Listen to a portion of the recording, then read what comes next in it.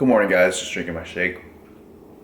Oddly pretty excited for today's cardio because I'm really excited to get deeper into this book I'm reading by Ramit Sethi. I Will Teach You to Be Rich. It sounds like one of those scammy type books, but it's actually just full of really simple, basic, actionable steps towards like automating your finances and just lots of other things. In fact, if any of you guys have like bad credit card debt or credit card issues, I highly recommend it because it has a really good section with that. But I have never have had credit card issues, never will have credit card issues. But I'm in a really good section right now about automating finances and stuff like that. So if you're interested in like audiobooks, check out Ogusbook.com and you can get started on reading a book like that. Now, that's actually why I'm really excited about cardio, is because for whatever reason, as I'm doing cardio, I just retain so much more information. And I just finished reading a different book on a basic, like an online type marketing book. And I seriously retained every single word, it feels like. As I'm flipping through the pages, I'm like, I remember that. Yep, I got all those processes down. I know exactly how that goes. So I recommend reading while you're doing cardio. For some of you guys, if you don't read in general, or if you'd like to get more into reading, perhaps just try it out and doing some cardio, whether it's an audiobook or actual book. Give it a go, because man, I love doing cardio because I love reading. So yeah. A couple hours into my work block, kicking butt. About to drink me a mango lemonade. Alright guys, we're approaching the end of this 4-hour time block. I'm actually trying something different today. I'm going to keep my pre-workout meal a little bit closer to the workout, because generally I will aim to have it about an hour out from my workout, but what actually happens, and why is this camera being so beta right now? What actually happens is I'll have the pre-workout meal expecting to leave the house in 45 minutes, and then I'll end up not leaving the house in 1.5 or maybe even 2 hours. I get to the gym and I'm starting to feel kind of a certain way so I'm going to try to put that workout much closer to this meal and see what happens. So I'm going to have some rice cakes, just 4 simple rice cakes, an almond for the YOLO, and a scoop of whey protein. So Maxie, how's that sound, buddy? Sound good? Sound good, buddy? Maxie might be moving out pretty soon, and I will be all alone, but I'll miss him. He's been a good boy. He's been a very good boy, buddy. He's a good boy. I'm on the way to the gym right now, and I'm actually eating my rice cakes that I normally eat an hour or 2 ago. So I'm eating them on the way to the gym just to see kind of if the workout's different, if I feel different, if I feel better, if I feel worse. I have cardio when I get to the gym, and then I have my weight training session. I got push. So that's one thing I'm going to keep in mind as I do this workout is, do I feel anything different? Do I feel better or worse? And I recommend you guys try similar things like this, is based on how much food, of what types of food even, how many macros, how many calories, and how much time between the meal and your workout. Just collect data over time. Like, you have so much time to do this that every day is basically a new opportunity to kind of fine-tune yourself, fine-tune your nutrition in terms of meal timing. That's where meal timing truly plays its role. It's not necessarily about like utilizing meal timing in terms of this hypothetical fat loss advantage. No, there's really no advantage. There's possible advantages to maximizing your workout. That's the thing, and that's what I'm gonna play with right now and see if there's any effect at all. So I'll let you guys know, okay? So guys, this is basically my push workout that you're watching now. Starting off with some dumbbell pressing on the flat bench with these 120s, going for sets of 10 to 12. And for each exercise, I'm generally doing 3 or 4 sets or so. Sometimes 4 or 5, just depending on how I feel, as well as the weights that I'm using and how close to failure I may be training, or if I end up hitting it, or etc. So there's quite a few different factors that get balanced, and of course it depends on my individual performance of the day. So something interesting with this workout was my right elbow. Apparently there's been an issue stirring, and it kind of manifested during this workout, and you'll see in just a second. Watch my right elbow. It's like it just dropped. For a moment I was like, man, what happened? My right shoulder? Huh? Did you guys see that? My right arm just like gave out. That was kind of weird. That was exciting though.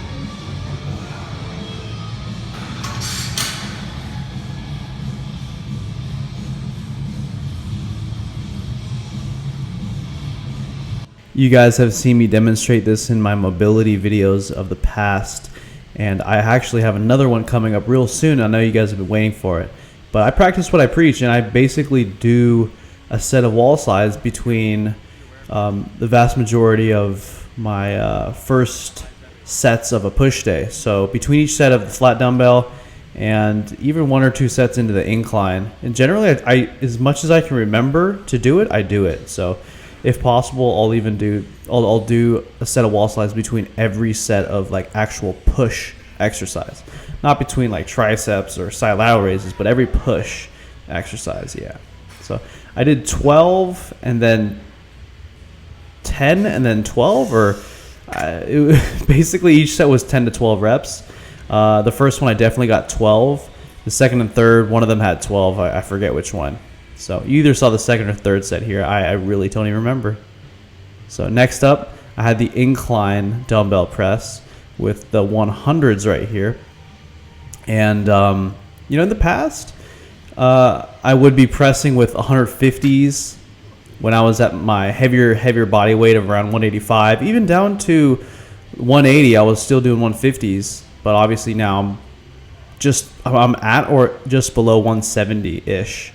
So it's getting tougher in terms of the weights that I can actually press. There's just less Matt Ogus to press the weight, 120s used to be pretty easy on the incline dumbbell, and I'd be hitting 120s just as easy. You saw me hit these 100s. So I've seen the strength go down, and I've accepted it. I've been okay with it. I don't try to emotionally or mentally fight it. I accept it, and I simply try my best to maintain as much as possible in the flesh, but in the mind and in the spirit, I just let it be. I let whatever happens happen. So this is something that I only do at this gym just because this machine just feels so good. It feels so natural. It's a bit of everything. It's a bit of triceps. It's a bit of chest. It's a bit of shoulders. It's a dip, and essentially a dip is quite a triple threat kind of exercise. It really hits chest, shoulders, and triceps pretty well. After that, I did some hoist chest flies, and generally I really like hoist. At first, when I first saw the hoist machines in different gyms, I was like, man, I'm never going to use that bull.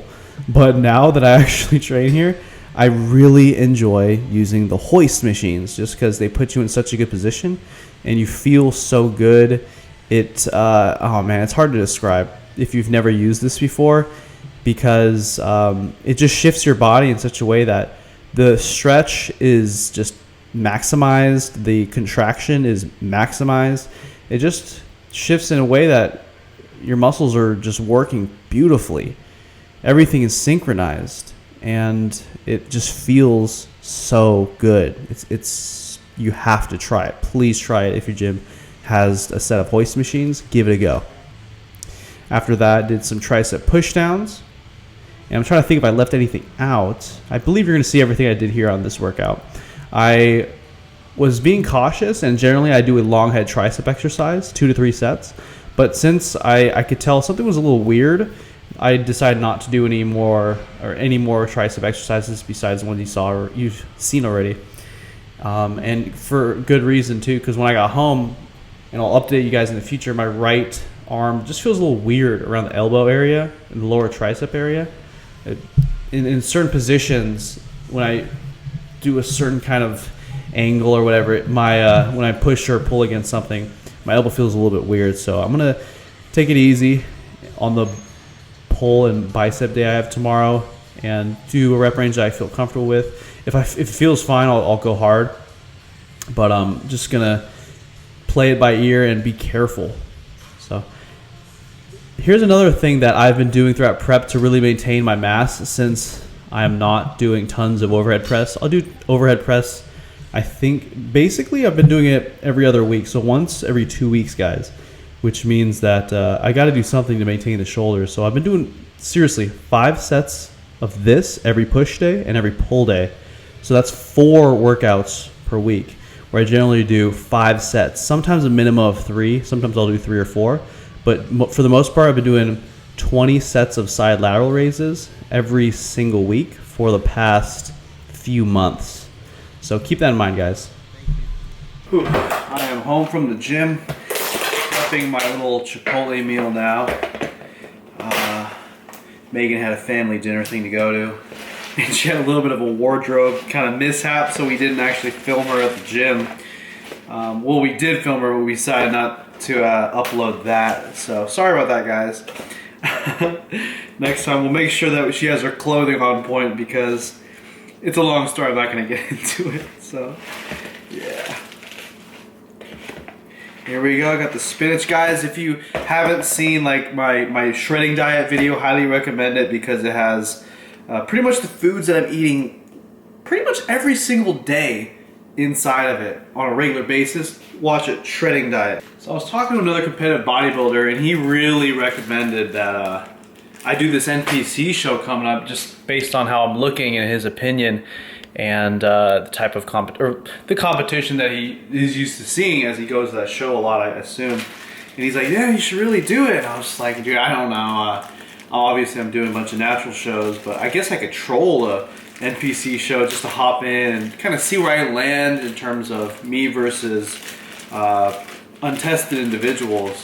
Now, he really recommended to do the bodybuilding, obviously, because he knows I train my legs and everything.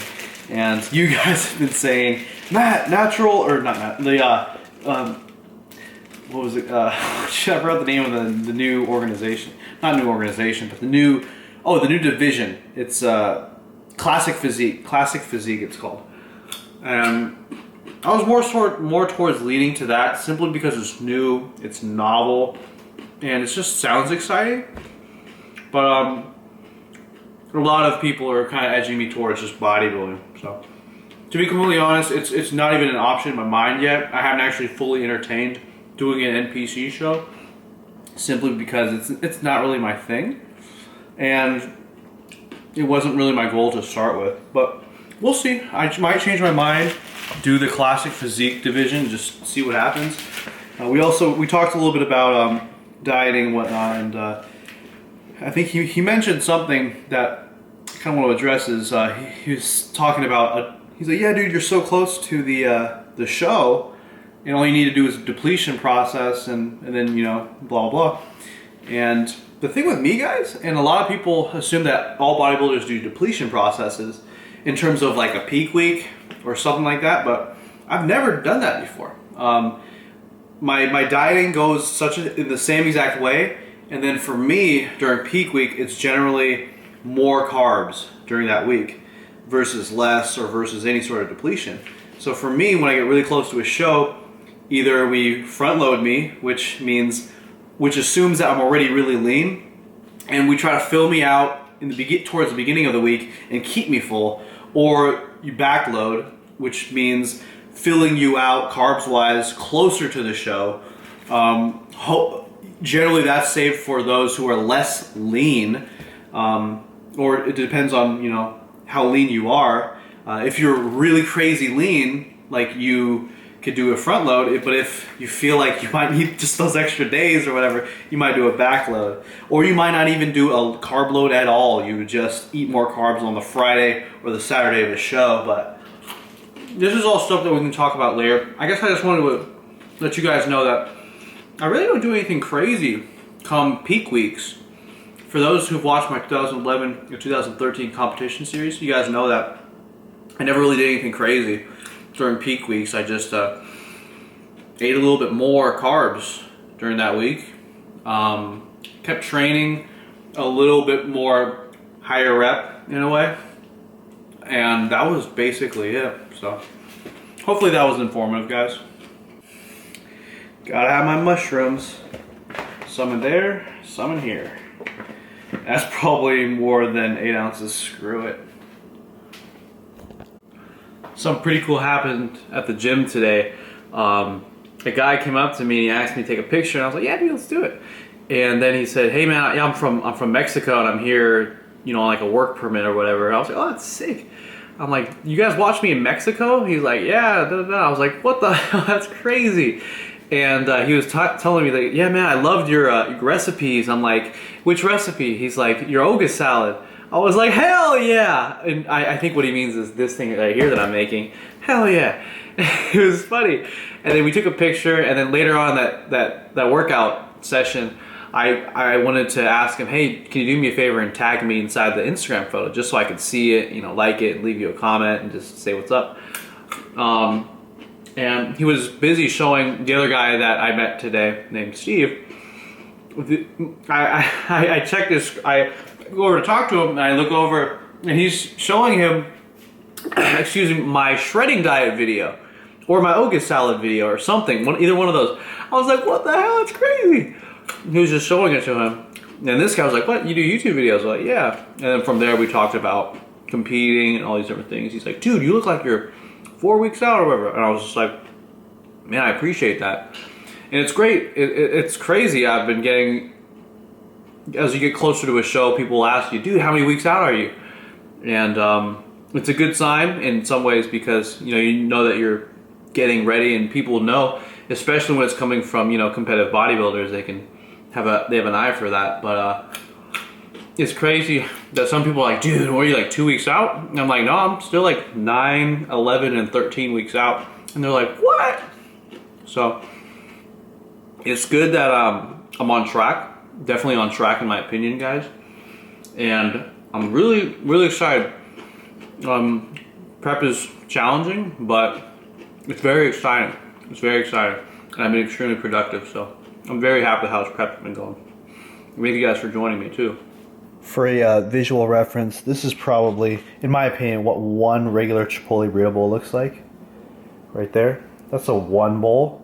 Maybe a 1.1 max or 1.05 max. I generally usually get 1.2 to 1.4 X sized burrito bowls.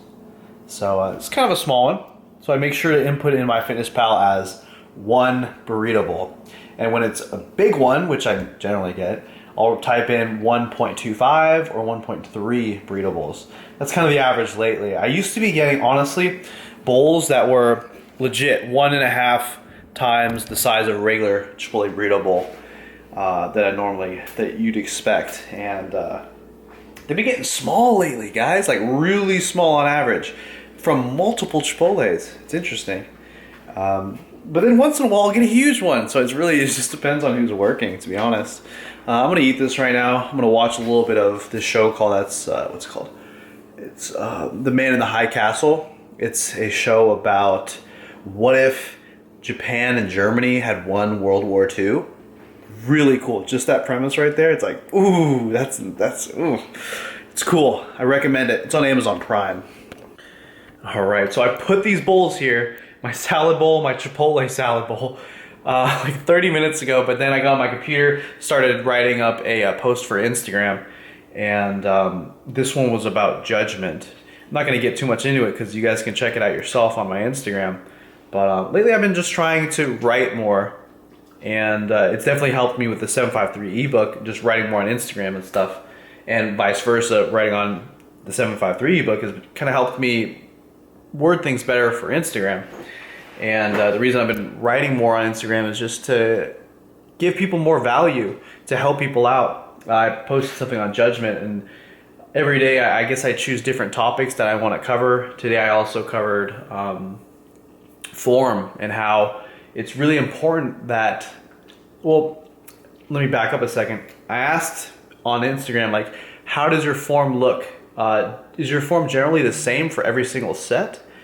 your every single lift, basically, especially the compound lifts, especially as you go heavier. If it's not, that could be a telltale sign that there's more things in your training that you really need to work on.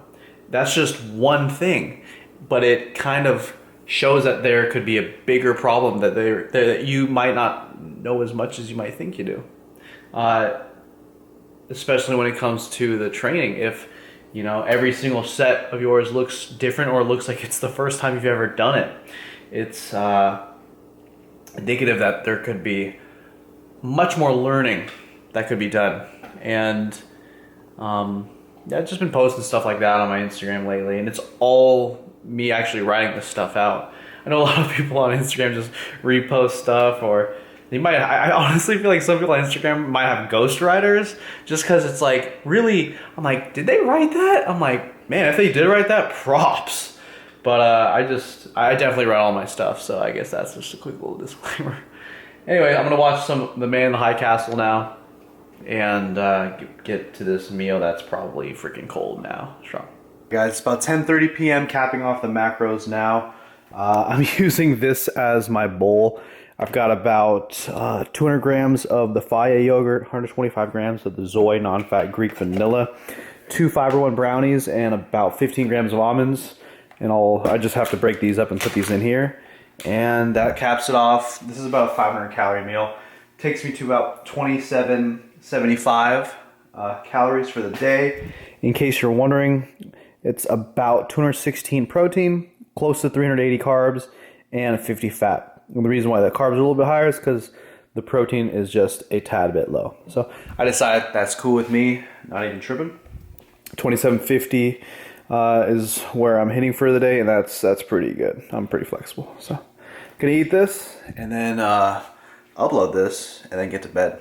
Tomorrow is gonna be a fun little day. I think we're doing sushi again, possibly, because the owner of the sushi restaurant kept on telling Megan and I, you guys need to come on Valentine's Day, because they're having a party. They're actually having like this, it's an interesting thing. They're opening up a new sushi restaurant in a different part of town. And the current restaurant is being closed for about a week. And Valentine's Day is the last day it's open before they close for about a week. Then they reopen for a bit.